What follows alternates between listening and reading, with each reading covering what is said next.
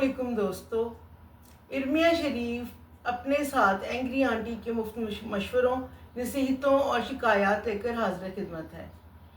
Episode 1 की पसंदीदगी और आपकी सबकी हौसला अफजाई का बहुत बहुत शुक्रिया। आप सब ये मुझे कीमती मशवरों से भी नवाजा। आप सबके मशवरे मेरे सर आंखों पर। आप सबकी राय और आप सबके मशवरे मेरे लिए बहुत अहमियत रखते हैं, इसलिए आप लोग अपनी कीमती मशवरे देने का सिलसिला जारी रखें। चलिए अब हम बाकायदा अपने प्रोग्राम का आगाज़ करते हैं। एंग्री आंटी के मशवरों, नसीहतों और शिकायत से भरी पटारी हमारे पास आ चुकी है और हम देखेंगे कि आज एंग्री आंटी ने सबसे पहले किसको मुखातिब किया है। ठीक है, चलिए देखते हैं।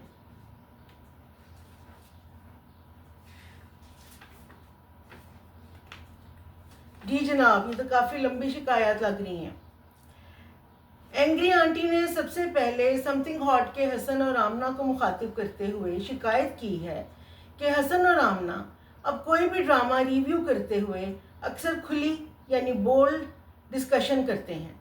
जैसे हालिया प्रोग्राम में ड्रामा डॉक्टर बहू का रिव्यू करते हुए आप दोनों ने सानिया की प्रेगनेंसी को लेकर काफ़ी बोल्ड गुफ्तगू की। ख़ास तौर पर हसन की गुफ्तगू काफ़ी मायूब थी, जो सुनने में भी काफ़ी नागवार गुजर रही थी। ये क्लिप देखें। वो एग्जीक्यूशन में गई लेकिन है। सानिया की प्रेगनेंसी तो एकदम आ गई 1 महीने के बाद। आपको नहीं पता था कि प्रेगनेंसी आएगी?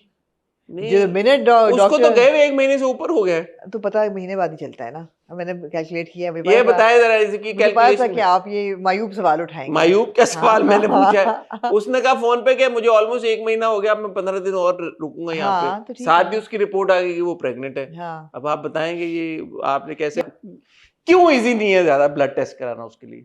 यार आपको सुई लग पहले रही वो है। स्ट्रिप मंगाए, फिर वो जाए, वो अस्पताल की फिर फार्मेसी वो में करे, फिर वो उसका वेट करे। हेलो फिर वो उसको अंकल, कभी किया है क्या प्रेगनेंसी टेस्ट?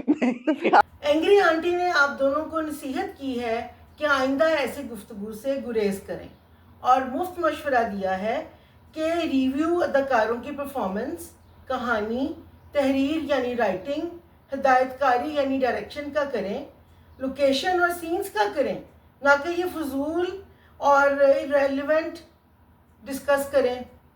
अब ये क्लिप देखें। Not expect that. जब वो रिपोर्ट लेकर आता है तो आई वॉज वंडरिंग इसने किस चीज़ की रिपोर्ट कराई है। मैं समझी शायद डॉक्टर फरहीन की रिपोर्ट आई है जिसमें बताएंगे कि अब और ज़्यादा प्रोग्रेस कर गया इनका कैंसर, बट वो तो उसकी अपनी रिपोर्ट थी। Then I was also thinking भाई तुम डॉक्टर हो, तुम्हें नहीं पता तुम प्रेग्नेंट हो? हेलो, तो डॉक्टर्स को भी टेस्ट तो कराना होता है, मतलब हेलो। हाँ, but why was she so shocked? But why was she so shocked? She would have known कि okay, I'm just confirming it. I am pregnant. I'm just confirming it. It's an unplanned pregnancy.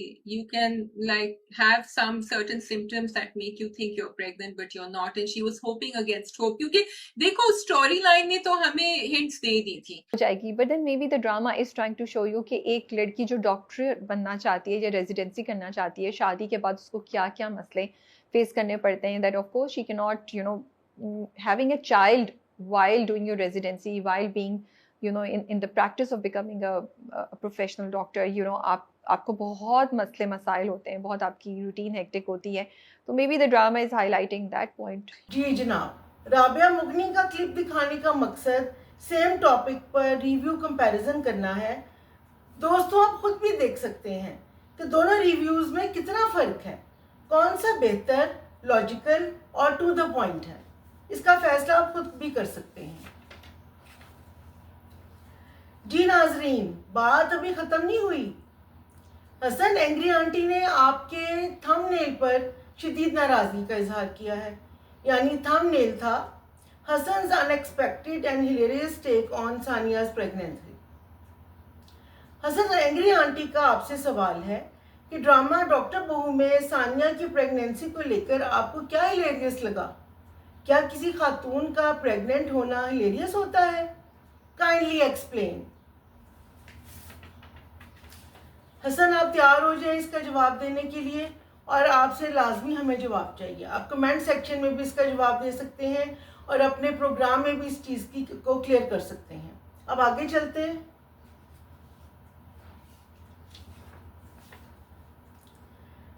हाँ जी, अब बात करते हैं biasness की। मुझे नाज़रीन, मुझे प्रोग्राम ड्रामा, ये क्या ड्रामा है, बहुत पसंद था और अब भी है।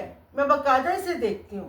मैं समझती थी कि वाकई रिव्यू जो है वो जेन्युइन होता है, ऑनेस्ट होता है, मगर जब एंग्री आंटी ने कुछ बायस रिव्यूज़ की तरफ तवज्जो दिलाई और निशानदेही की, तो मुझे भी मानना पड़ा कि मुकर्रम जो ये हर वक्त कहते रहते हैं कि हमारा प्रोग्राम ऑनेस्ट होता है, अनबायस्ड होता है, तो ऐसा कुछ भी नहीं है। अब जैसे मिसाल के तौर पर सादिया इमाम को ही ले लें, ये क्लिप देखें। ड्रामा देखते हुए सोचती हूँ यार इसका स्क्रिप्ट उड़ गया है, अब जो हाथ में इनके आया ना, और ये बेचारे खुद जोड़ते पे ये लो, हाँ ये जोड़े बात है, ये थोड़े छोटे छोटे छींटों के साथ ना आप ड्रामों को ये नहीं कह सकते कि जी 10 मार्क्स पे खड़े हो गए। इसमें हम ये कह सकते हैं ये बेस्ट सीन था।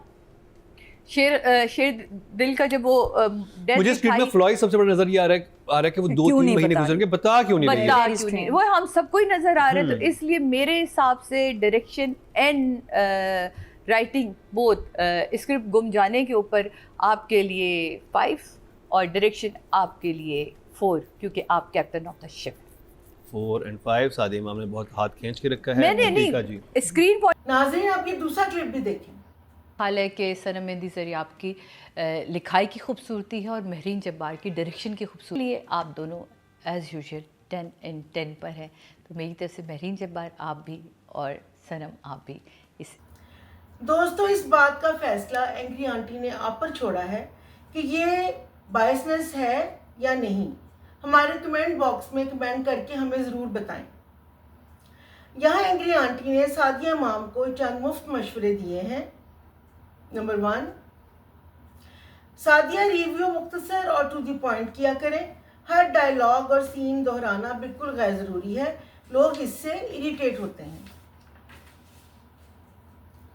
नंबर 2, रेटिंग सोच समझ कर किया करें, क्योंकि इससे भी आपकी बायसनेस जाहिर होती है। नंबर 3, एंग्री आंटी ने सादिया आपको आखिरी मशवरा दिया है कि नादिया खान की हर बात पर हंसना और कह के लगाना छोड़ दें, क्योंकि आपकी हंसी ने हमें कपिल शर्मा शो की अर्चना सिंह की याद दिला दी, जिन्हें इस काम के लिए बिठाया होता है। कहीं नादिया खान ने इसीलिए तो आपको साथ नहीं रखा होता, क्योंकि जब आप हंसती हैं तो अतीका ओडू के तासुरात मुलाजा फरमाया करें, जिनके चेहरे पर मुस्कुराहट तक नहीं होती। डेफिनेटली वो भी इरिटेट होती होंगी। जी नाजरीन, मेरा ख्याल है कि आज के लिए इतना ही काफ़ी है। बाकी बातें हम अपने आइंदा प्रोग्राम में करेंगे। आप सबको अगर प्रोग्राम अच्छा लगा तो कमेंट सेक्शन में कमेंट करके ज़रूर बताएं। मेरे चैनल को लाइक करें, सब्सक्राइब करें और शेयर भी करें। अब इजाज़त दें। अल्लाह हाफिज़, फ़ी अमानुल्लाह।